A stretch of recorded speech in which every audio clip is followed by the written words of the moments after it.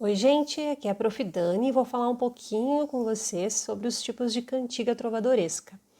Mas vamos lembrar que a literatura, que era produzida no período medieval, ela se dividia em dois grandes grupos de obras. Nós tínhamos as novelas de cavalaria e nós tínhamos a poesia trovadoresca, certo? Uma característica importante da literatura no período medieval é a relação que ela tinha com a música, né? A poesia lírica que se desenvolveu nessa época, ela era feita para ser cantada mesmo, não apenas declamada. Os trovadores eram os produtores dessa poesia e levavam a sua arte para a corte, tanto para a corte quanto para as áreas rurais, tá? Tinham, né, como característica principal a sua versatilidade, porque cada trovador, ao mesmo tempo ele era cantor, poeta, muitas vezes dançarino e algumas vezes até ator, tá? Em relação à temática, a produção que foi desenvolvida no período medieval se dividia em duas frentes, tá? Nós tínhamos em relação ao tema dessas cantigas a poesia chamada lírica, que era de valores sentimentais, nós tínhamos ali a presença do servo amoroso, né, de uma senhora chamada de senhora, né, que era a mulher amada. Nós tínhamos o amor cortês, não sei se vocês lembram, que é quando o eu lírico se submete completamente às vontades e aos desejos da sua amada. E nós tínhamos também a poesia satírica, que o eu lírico debochava do comportamento de todas as personagens sociais, de forma generalizada, ou então atacavam a pessoa de forma específica mesmo, davam o nome dela, e às vezes usando um palavreado obsceno, sem nenhum tipo de medo, certo? Então nós tínhamos essas duas grandes frentes, e agora a gente vai entender como essas frentes se dividem. Porque a cantiga lírica se divide em duas categorias e a cantiga satírica se divide em duas categorias. E é aí que nós vamos estudar um pouquinho e depois praticar fazendo alguns exercícios, tá? Então, as cantigas líricas, a primeira categoria que a gente tem é a cantiga de amor, tá?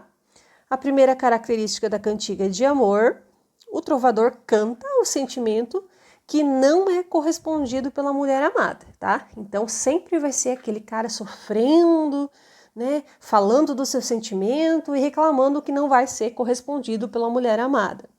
Segundo, a mulher que é retratada é tida como senhora, né? Por causa dessa relação de vassalagem, de servidão, né? O eu lírico se coloca como uma pessoa disposta a fazer tudo o que ela mandar, né?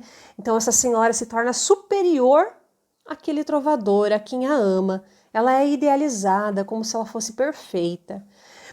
Como o amor não se realiza, então o trovador fica se queixando, né? Ele tem queixas porque ele não é correspondido.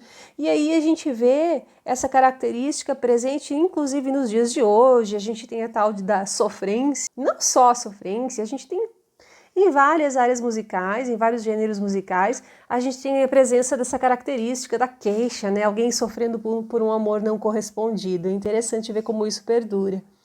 A relação de vassalagem, sempre presente na cantiga de amor, porque a cantiga de amor tem sempre uma senhora que é amada, que é superior, e um trovador, um eu lírico, que se coloca como inferior, disposto a fazer tudo que ela manda, que sofre, que não é correspondido, tá?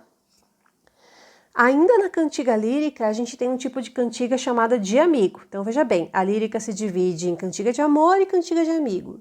Na cantiga de amigo, a gente tem um trovador que assume um eu lírico feminino. Então, o trovador era homem. Na época, eles eram homens, esses trovadores.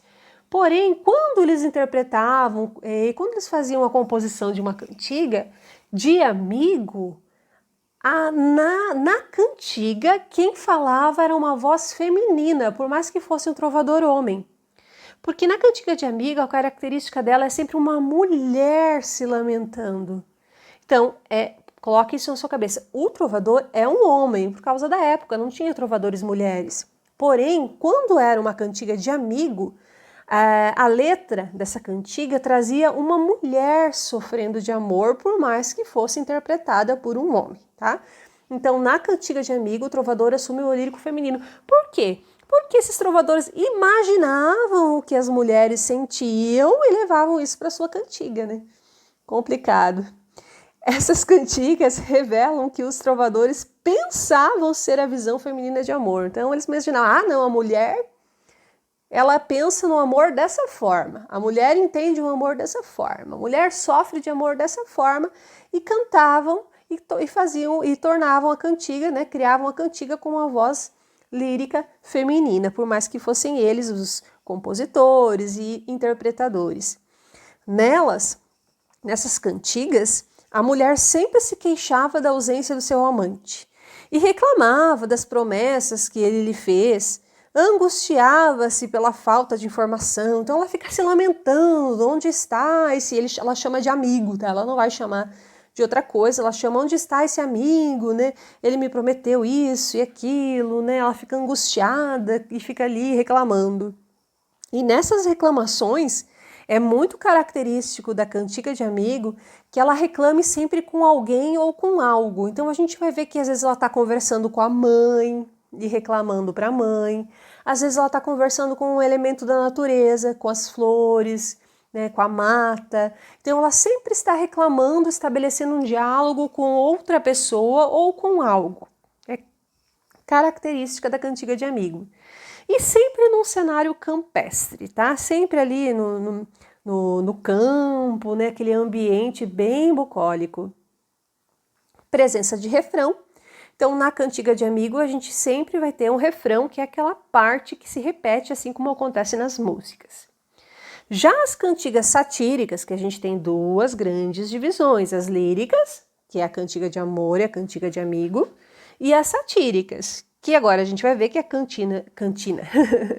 a cantiga de escárnio e a cantiga de maldizer. Na cantiga de escárnio, que é a primeira satírica que a prof vai mostrar, a característica dela é a seguinte: essa é uma cantiga que ridicularizava, mas de maneira sutil e indireta, as pessoas que faziam parte da corte e também das comunidades rurais. Então ele ridicularizava as personagens sociais, tá? Mas não dava o nome de ninguém, não era algo direto, sabe? Era uma crítica, mas uma crítica generalizada. Temas eram questões que envolviam a reputação das mulheres, ridicularizavam bêbados que importunavam a todos, pessoas sovinas, né? Aquela pessoa mão de vaca mesmo, mulherengos, tá? Coloquei o mestre Jiraiya aí por causa disso. Alguém deve estar falando assim, professor, nem sabe quem é, né? E colocou ali, sim, senhor, tá? Eu não assisti todo o Naruto, mas eu assisti tudo que tinha na Netflix. Passando a outro tipo de cantiga satírica é a cantiga de maldizer. Então, pode ver aqui no desenho que está ali aquele símbolo de xingamento ali na fala do trovador, mas é justamente por isso. Na cantiga de maldizer a gente tinha um vocabulário que às vezes era até obsceno, gente. As críticas eram diretas, contundentes a pessoas.